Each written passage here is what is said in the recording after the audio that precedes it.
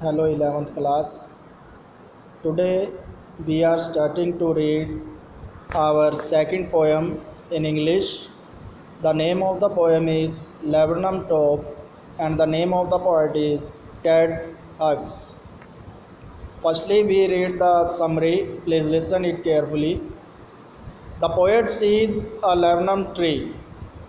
कवि ने एक सोने का वृक्ष देखा. In the afternoon of a September day, सितंबर की एक दोपहर को, the top of this tree is silent, इस पेड़ की चोटी जो थी बिल्कुल शांत थी. A few of its leaves are yellowing, इसके कुछ पत्ते पीले पड़ रहे थे. Then the goldfinch bird comes and the silence of the tree is broken, तब एक सोने की चिड़िया वहाँ पर आती है और वह उस पेड़ की सारी शांति को तोड़ देती है. इट स्टार्स चिरपिंग, यह वहाँ पर चहकना शुरू करती है. The goldfinch is thin and active like a lizard, goldfinch पक्षी पतला और फुर्तीला होता है एक छिपकली की तरह. As soon as it enters the branches of the tree, जैसे ही इसने पेड़ की शाखाओं पर प्रवेश किया, इट बिकम्स नॉइजी, तो चारों तरफ शोर होने लगा. There are the young ones of the bird in the tree, उस पेड़ पर सबसे छोटा पक्षी था यह. Now there is the noise of chirping and the movement of wings, अब वहाँ पर चहकने की आवाज़ थी और पंखों के फड़फड़ाने की आवाज़ थी. द होल ट्री ट्रेम्बल्स, पूरा वृक्ष कांप गया. द पोएट सेज दैट, कवि कहता है कि this noise is engine of the birds family, यह शोर पक्षियों के परिवार का शोर था जिसने एक इंजन का काम किया. She brings this engine to its full force, उसने यह शोर पूरी पावर के साथ किया. देन इट फ्लाइज आउट, तब यह उड़ जाती है. And seats at the end of the branch, और सबसे अंतिम शाखा पर बैठ जाती है. आफ्टर सम टाइम, कुछ समय बाद, द गोल्डफिंच चेप्स लाइटली, वह गोल्डफिंच बहुत ही हल्के से चहकती है. And flies away in the sky, and और वह आकाश में उड़ जाती है. As soon as she leaves the tree, जैसे ही उसने पेड़ को छोड़ा, इट बिकम साइलेंट अगेन, यह दोबारा से शांत हो गया. It appears as if it were empty, ऐसा लगा जैसे कि यह खाली हो गया हो. Now we read the comprehensions and question answers. Please listen it carefully and write in your notebooks the question answers of comprehension. The first stanza of comprehension, the laburnum top is silent, laburnum पेड़ का top शांत था. quite still in the afternoon yellow September sunlight, सितंबर की दोपहर को सूर्य की रोशनी में वह पेड़ पूरी तरह से शांत था. अ फ्यू लीव्स येलोइंग, कुछ पत्ते पीले पड़ रहे थे. ऑल इट सीड्स फॉलन, इसके सभी बीज गिर गए थे. Question number first, who is the poet of this poem? The answer is the poet of this poem is Ted hugs. How is the top of laburnum? The answer is the top of the laburnum is silent. What time is mentioned in the poem? The time is mentioned the afternoon of September. How are the leaves of this tree?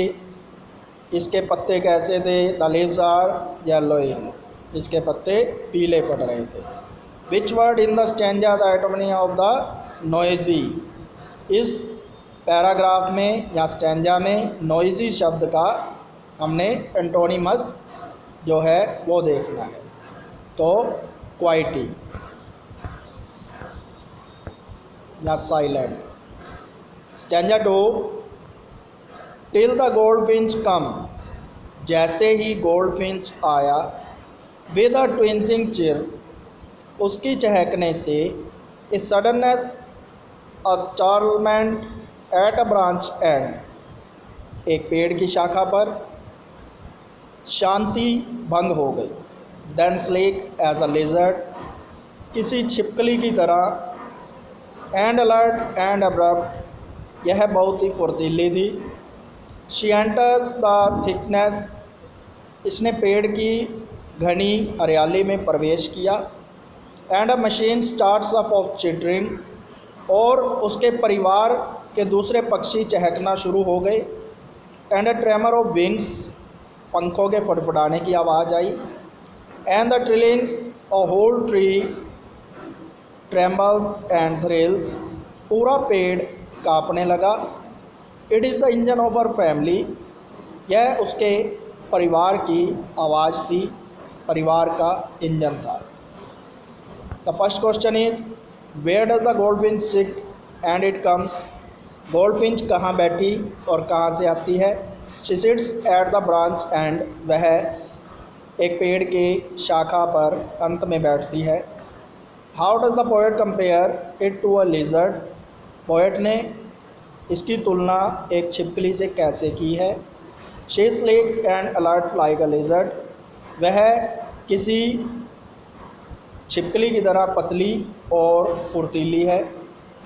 What happens when the goldfinch enter the tree, जब goldfinch ने पेड़ पर प्रवेश किया तो क्या हुआ। The tree become noisy, पूरे पेड़ में शोर होने लगा। What is the engine of our family, उसके परिवार का इंजन क्या था। The noise and the chirping are the engine of our family, चहकना और शोर करना उसके परिवार का इंजन था। Find words in the passage which mean the same as shakes, the answer is trembles. Excited, the answer is thrill.